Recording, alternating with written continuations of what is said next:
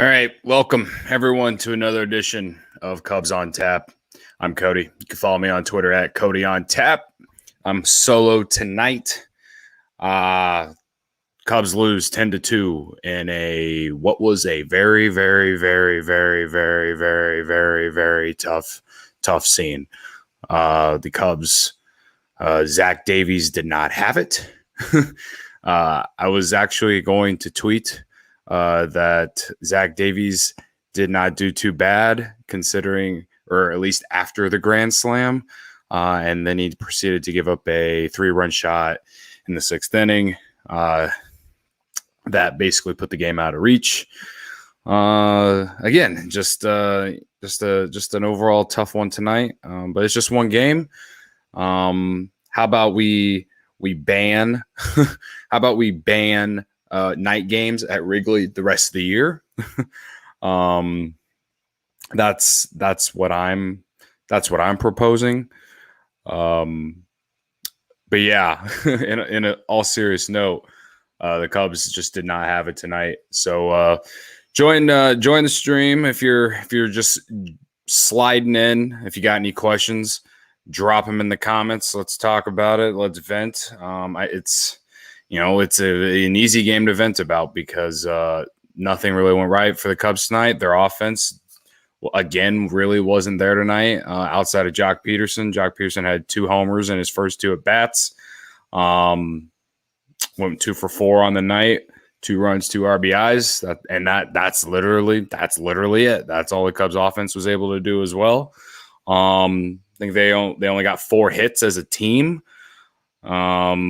There were some hard hit balls, so I don't want to start yelling that the offense is broken, but it was hard to find some empty grass tonight for some reason. I thought when the Cubs were able to get Poteet out of the game in the 4th inning, I was like, and it was 5-2 at that point. I was like, all right, we're into the Marlins bullpen. At least we did that, and then Zach Davies gave up that 3-run shot in the 6th and just kind of put it all out of reach in all honesty. And, what do people think about leaving Davies in that long? After he gave up the grand slam, I was hoping, he'd at least give us 5. And after he gave up the grand slam, he was actually pretty good for those 2 innings, right? He was pretty good for those 2 innings. The 4th and the 5th inning, he was pretty strong. Didn't give up anything. And then the 6th came around. Angel Hernandez didn't help with the strike zone. That's death taxes and Angel Hernandez. I mean, that's just what he does. He sucks at his job. He is who he is, but it's not his complete fault that the Cubs lost 10-2 tonight. But there was one pitch that it kind of changed an entire at bat for Zach Davies. It was a 1-0 count. I think Davies threw a changeup, ended up like at the very bottom of the zone, caught a lot of the plate, and Hernandez caught it the ball. And Davies' reaction was all of our reactions. His reaction was exactly what all of us were thinking. It was like, this is bad umpiring. And then I don't know what happened. He proceeded to throw 2 more balls, and those were off the plate. So it was like that pitch just kind of ruined that entire bat. So he walks him, and then Tommy Hotovy comes out, gives him the old speech to be like, hey, man, you just need 1 more out. And for next pitch to John Birdie is hit into the bleachers. So whatever Tommy Hotovy said did not work. Which is weird because half the time I feel like when Hotovy comes out, he kind of settles guys down. I'd like to know the numbers on like how often that happens when Hotovy comes out. Like how often do the Cubs get out of an inning without giving up a run or something like that? I'd like to know what that is. But yeah, I mean he gave up the homer to Birdie, and that's all she wrote. But obviously the 3rd inning was the big one. The Cubs win this game early, with Jock Peterson hitting the leadoff homer. Vibes were skyrocketing, you know what I mean? I was listening on the radio, was coming home from the grocery store, and I could just hear the crowd through, 670 to score. And like, it felt like last Friday when I was at the game. And I was like, all right, Jock Peterson hits a home run going up against a Marlins team that's not good. It's a revenge series after what happened in the playoffs last year. So you're feeling good after Jock Peterson hits the homer, And, Zach Davies was really good for 2 innings. I think he threw like 20 pitches total in the first 2 innings. Which you love to see. Yeah, absolutely love to see, especially with how he just threw like 6 or 7 innings against the Cardinals on Sunday Night Baseball on national television. And then the start before that, he went into San Diego after the Cubs had lost 4 or 5 and gave the Cubs exactly what they needed, which was like 6 or 7 strong innings. And the Cubs won that game. Like, he's been really good in big starts this month. It's just tonight, I don't know what happened in that 5th inning. There was like a 107-mile-an-hour liner right off his hip. I thought it was his leg originally. That ended up being a base hit, and then another hit happened. Then I believe he either got an out or something. Maybe he didn't, but he ended up walking the next guy. If it wasn't the next guy, was the guy after he got an out and then he walked a guy, and next thing you know, Adam Duvall's hitting a laser into the seats. So, it was not good, not good at all. So, man, it's just a tough one tonight. I don't really know what else to really say. It's just one of those games where you're thinking to yourself, like, you were hoping to build some momentum. Hoping to build some momentum going into the weekend series. And now the Cubs are in a position where they need to win the next 2 to win the series. If the Cubs don't win the series against the Marlins at home, I feel like there's a lot of room there to just be absolutely pissed off, especially when they got to go to Los Angeles and Milwaukee after they play Cleveland at home next week. Like, you got to win these home games, especially when the Cubs haven't been that great at or on the road. So, I don't care if it is the Marlins. These games are important. Every game is important. On the bright side, you want me to spin zone it for everyone right now? We are 8 minutes in almost. I will spin zone it for you all right now. How about spin zone? The Rockies and Brewers are tied 5-5 and going to the bottom of the 9th inning. So the Rockies have a chance to walk this off. The Brewers actually scored a run in the top of the 9th. So the Rockies don't exactly have any momentum. So by the time this podcast is over, I don't know if the Rockies will have walked this off or not. But either way, the Brewers they're not having a great time in Colorado right now. So if at worst comes to worst, still tied in first place going into tomorrow's game. Another spin zone. Tomorrow, the Cubs play at 1:20 on Saturday in June. Like, that's a vibe. That's what we all were, what we all wanted, right? That's what we all missed for a whole year. And that's another thing. Tonight was the 9th night game on a Friday at Wrigley Field ever. Ever. The 9th night game on a Friday at Wrigley ever. I think that's what the stat was. So let's never play a night game at Wrigley Field on a Friday ever again. When you think of Fridays at Wrigley Field, it's Friday 1:20. It's literally on a bunch of shirts for a reason. Friday 1:20. I understand the Cubs played a night game on Thursday, and that's why they played a night game tonight. I just don't, at this point, let's not do that again. I don't even care. Let them be tired. I'd rather lose during the day than Friday night, because at least at night I can get over the loss. So no more Friday night lights. No more Friday night lights for the Chicago Cubs on Fridays. No more. Another spin zone. Let's talk about Brad Wick. Brad Wick goes 2 innings, close out the game. Once again, blowout, doesn't matter. It's not high leverage, whatever. But Brad Wick, 2 innings, 5 strikeouts. He did walk 3 guys, and he allowed a hit. But no runs, 5 strikeouts. Great to see. He was the only reliever that didn't give up anything tonight. Dan Winkler gave up a 2-run homer later in the game. I think it was to Duvall. He had a 2-homer night.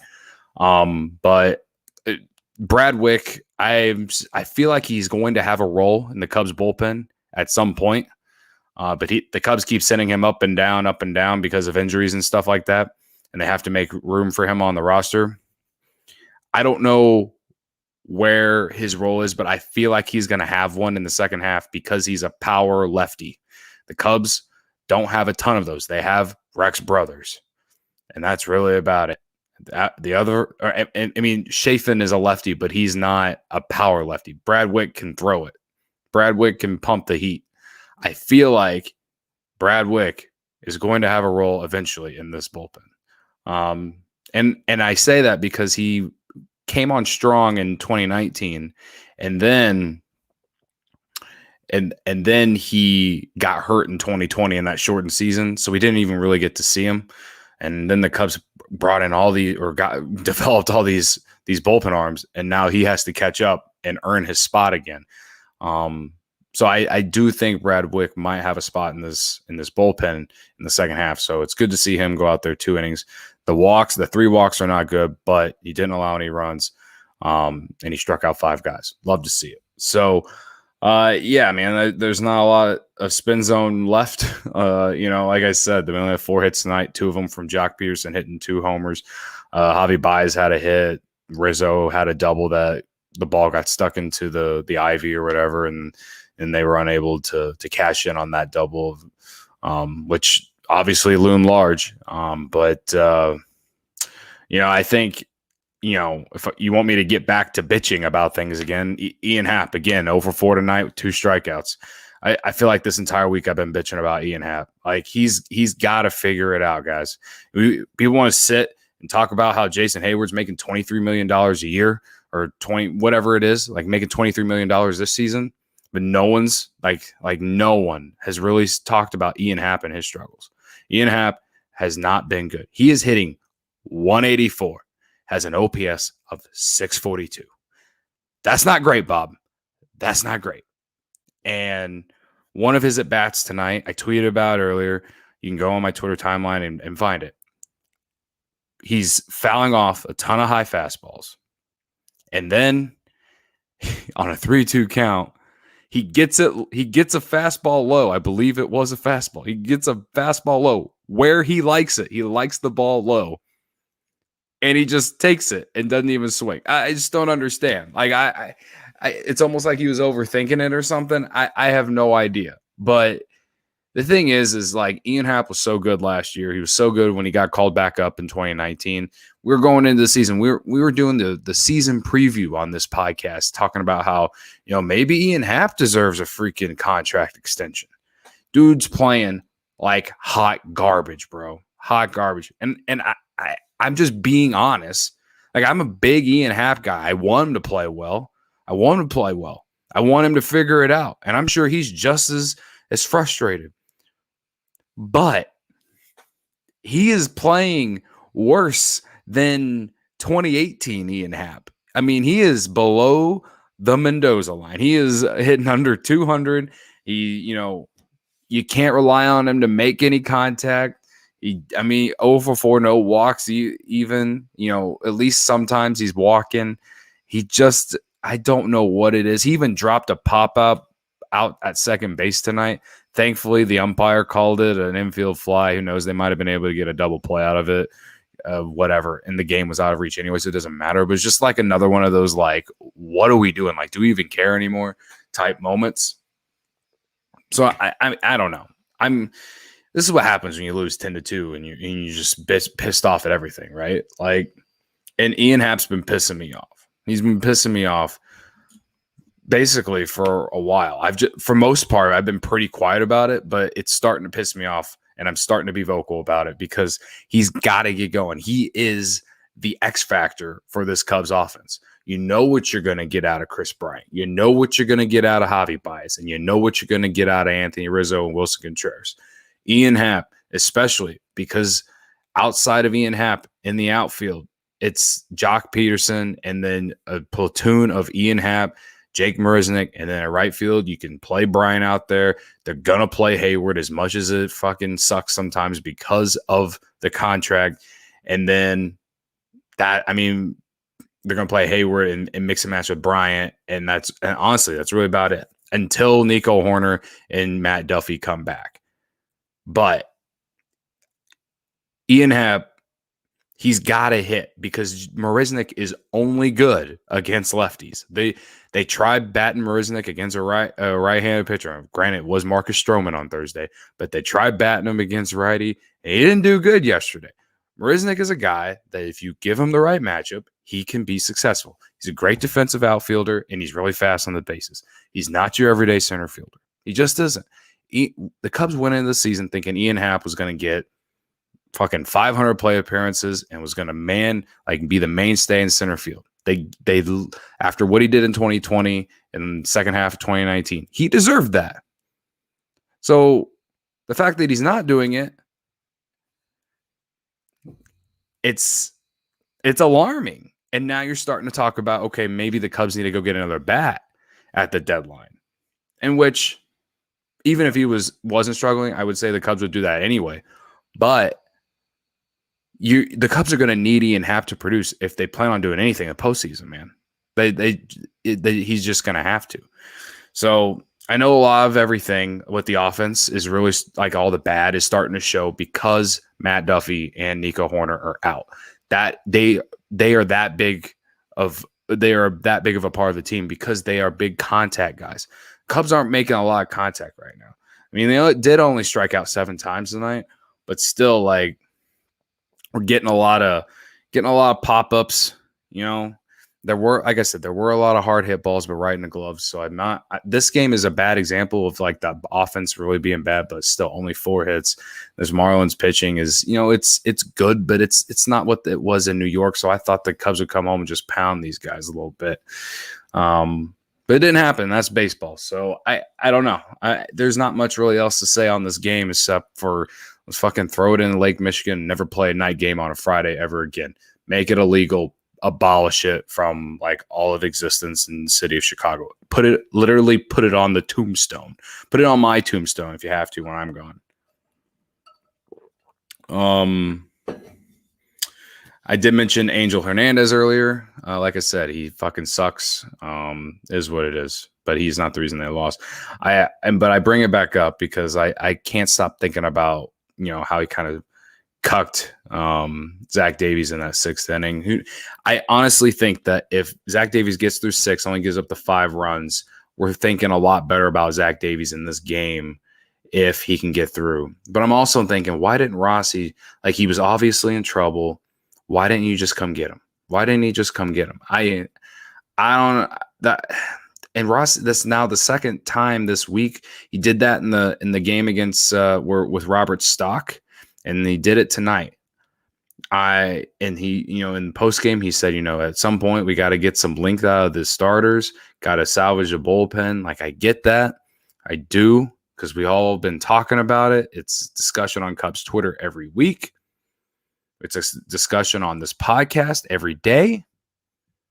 But that game was still winnable. It was still winnable. You're only down 5-2. I think Rossi should have came and got Davies maybe after the walk. After the walk, when you had 2 outs, I think someone should have came and got him. I mean, he had a great pickoff play to get whoever was on first. I can't remember. And you thought, okay, he's going to figure out how to get out of this inning, and then Angel Hernandez cucks him. It kind of changes the entire complexion of that at bat. He walks him. Javi comes out, gives up the bomb, and I'm sitting here wondering what if. But that, I do think that we're thinking a lot different about Zach Davies tonight if Rossi would have just came and got him. Gave him 5+. I don't know. It's tough. But at the end of the day, the grand slam is what really hurt him the most. And we don't know if the Cubs would have been able to score any runs. If anything, I'd be sitting here bitching about the offense instead. So it is what it is. All in all, I always say this, you lose. It's better to lose 10-2 than it is to, lose 3-2 because you're just thinking about the one random play that led to why you lost the game, or or whatever. In this game, there's a lot of reasons why the Cubs lost, so it doesn't hurt as much. It's just annoying because I really thought the Cubs were taking some momentum into this game. So now, tomorrow, the Cubs need to bounce back. Got to bounce back against a team that's not good. Remember, the Marlins are 9 games under 500 after tonight. You know what I mean? So we'll see what happens tomorrow. Let's move on to it. The Cubs and Marlins play at 1:20 at Wrigley Field. Jake Arrieta against Pablo Lopez. Arrieta is seeking his first win in 5 starts. He's gone 0-3 with a 7.47 ERA in his past 4 outings. The Marlins might be the perfect opponent. He is 8-1 in 12 career starts against Miami. So I lost like $50 betting on the Cubs tonight. I took Cubs money line -190, and I took Jock Peterson to hit a home run in the Cubs to win at +475. It really hurts to see that fucking Jock Peterson hit 2 home runs tonight and the Cubs managed to lose like they did, because that would have been a nice payout. And the hardest part of taking those bets is just the home run part. So it is what it is. But Arrieta, he was great in San Diego. 2 starts ago, he's great in San Diego. He really showed up in the game against Yu Darvish, right? And then his last start against in game 1 against the Mets, he was not very good. So he knows the Cubs have scuffled this week. Maybe he comes out, feeds us 5 strong tomorrow. That's what the Cubs need. Again, he's 8-1 in 12 career starts against the Marlins. I don't remember the last time he played the Marlins though, but he did play the Marlins a lot because he was in the NL East with the Phillies. So there has to be something there. Pablo Lopez, he's been the most consistent arm in the Miami rotation this season. But his last start against the Braves on June 13th, he allowed 6 hits on 4 runs through 3 innings, which is the shortest start of the season for him. So he's coming off a bad start. He's looking to bounce back, which that's not good for the Cubs. Hopefully he doesn't bounce back. The Cubs don't have a lot of experience against him. Baez has 2 at bats. He's 1 for 2. Bryant's 0 for 3. Los Contreras, he just has 1 at bat, nothing. Jason Hayward, he's 1 for 2 against him, and Rizzo's 0 for 3 against Pablo Lopez. So just not a lot to go off of there. For the Marlins, Jorge Alfaro, he's batting .364 against Jake Arrieta. He's even got a homer. Jesus Aguilar has a home run, but he's batting .182 against them and 11 at bats. John Birdie's, he's batting .667, but it's only in 3 at bats. There's not a lot to go around. I guess Starling Marte in 28 at bats, he has 2 home runs, batting .357 against Arrieta. So he's a guy to watch tomorrow. Miguel Rojas, and he's in 17 at bats. He's batting .353 with a homer. So those 2 guys are probably going to be in the lineup tomorrow. Probably should watch out for them. Maybe not give up any homers. Hopefully, if the wind is blowing out, though, the Cubs can get some early runs up. Arrieta almost always pitches better if you give him that early lead. Every pitcher usually pitches better when you give him that early lead, but I think Arrieta, especially at this stage in his career, can really benefit off it. The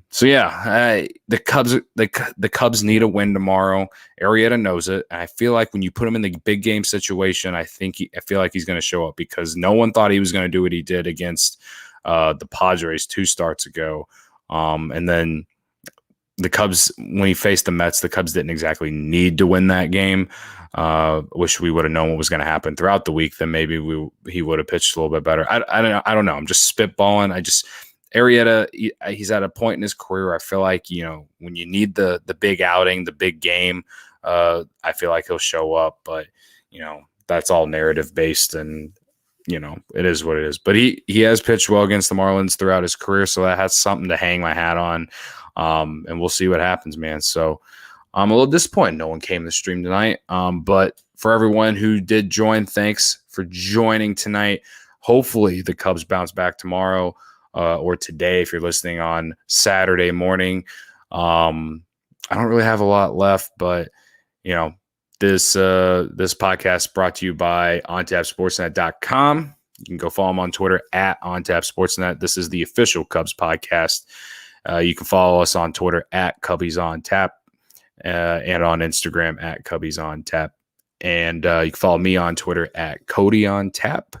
I'm not sure if we'll have a show on Saturday. We'll have to play it out and wait and see. But we'll for sure have a show on Sunday. So I hope everyone has a great rest of your weekend. Hopefully next time we talk, we're talking about a winner. So yeah, with all of that said, I'm going to get out of here the only way I know how, with